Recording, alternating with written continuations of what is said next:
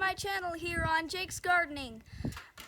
Before we get started, I would like you to subscribe and hit the notification bell and leave a like on this video. And if you have any questions, I would like you to leave them down in the comment section below. And without further ado, let's get on with the video. So, you can see here that I have this shade cloth covering my sprouts in their pots. So that they don't get too hot, because it's getting really hot in the daytime and they were starting to wilt a little bit. But yeah, here you can see some mustard sprouts, some arugula,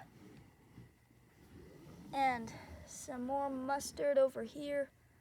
And yeah, so yeah, we got to cover these up so they don't get too hot. But other than the heat, I do have some good news. We have our first giant pumpkin sprout. Yeah, it took a lot longer than I expected it to. Last year they sprouted a lot quicker, but the germination time can vary. But first of all, I got to talk to you about a few crucial steps to taking care of these giant pumpkin seedlings. You cannot put them in direct sunlight. Direct sunlight could be harmful to them. For some reason, the direct sunlight can make it hard for them to photosynthesize. So I'm putting a shade cloth over it to help with the heat and to prevent the direct sunlight from hurting the plant. But yeah, this came, as I said earlier, or maybe I didn't, it came up this morning. I got 2 more coming up. I will update you when those have sprouted. But yeah, here it is. In a little while, in a couple days, I'm going to start fertilizing this. When this first starts coming up, and for a couple days afterwards, it has plenty of nutrients stored in its sprout leaves. They have a lot of nutrients in them to supply the plant so that it can establish itself and start really growing fast. And yeah, so that should be good for a couple of days. But I would like to talk about a few things just to help you out if you are having some trouble germinating some giant pumpkin seeds if you were trying to grow them. Let me flip you around real quick. So, if you're having trouble with germinating your seeds, you want to keep the area that they're in at least 80 to 85 degrees. You don't want it to get any hotter or colder than that, or it could prolong the germination process and the seedlings might not be as strong. Number 2, the seeds might not have been fertile seeds, so I recommend you start multiples. And number 3, if your seedlings are deformed and are in weird shapes, it's likely because they have either a nitrogen or a magnesium deficiency. So if you have that kind of problem, just kind of feed them a little bit of nitrogen and they should slowly perk up. Don't give them a whole lot of water. Just make sure that it has to be at least moist below or above the top inch of the soil.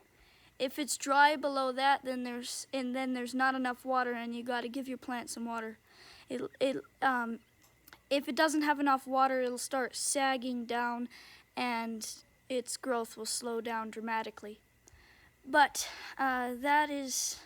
those are the main things that you got to watch out for when you're starting the giant pumpkin seedlings. They're a lot more delicate than most other pumpkin seedlings and plants. Oh, and one more thing. You got to keep them out of the wind. The wind will get them. So watch out for that and give them some wind protection. So I'm going to go inside and real quick show you the little setup I have for germinating my giant pumpkin seedlings. So let's go on. In. So as you can see here, I got some seedlings in here. I just covered it with saran wrap as they started sprouting, so that there was light exposure, so that they could sprout faster.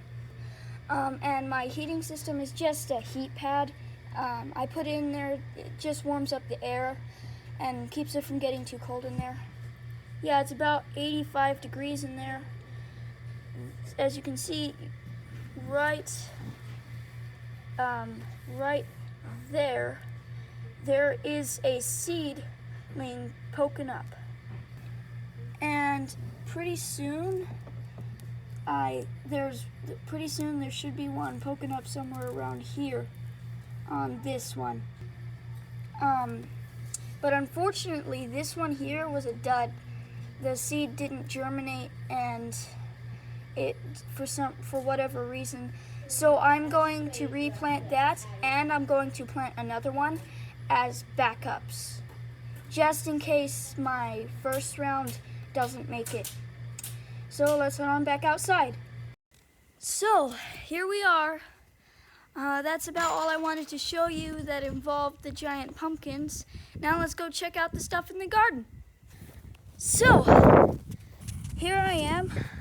I'm a little bit out of breath because it's quite a long walk, but instead of walking, I chose to run. But as you can see back kind of behind me, we got our whole garden tilled up with the cow manure inside to be a good fertilizer. Whew, let me catch my breath for a second, then I'll get back to you. Yeah, so here's what it looks like after we got done. I still have a few clumps of dirt that we need to break up, but about right around here and over there, that's where my pumpkins are gonna be going, from about right there all the way to about here. And I'm going to build them a shaded greenhouse sort of thing, with PVC pipes bent over. It'll be about 13 feet wide and 20 feet long. That's all the area I'll be able to give them this year, but it should be okay. So let's show you the rest of our garden starts.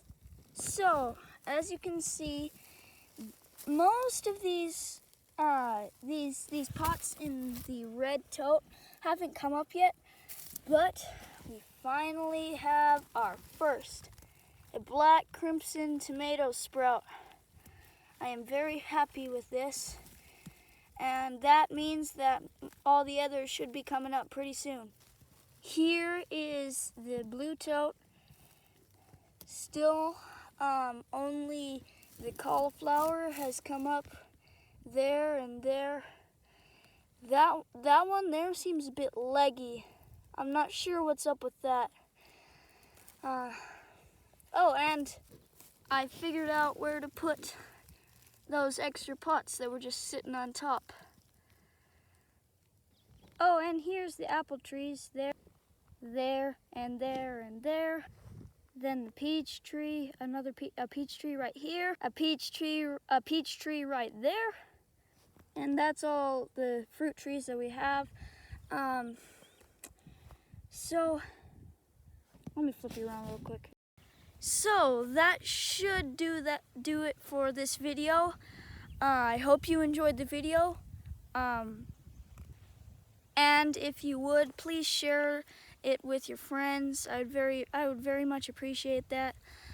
And I'll catch you in the next one.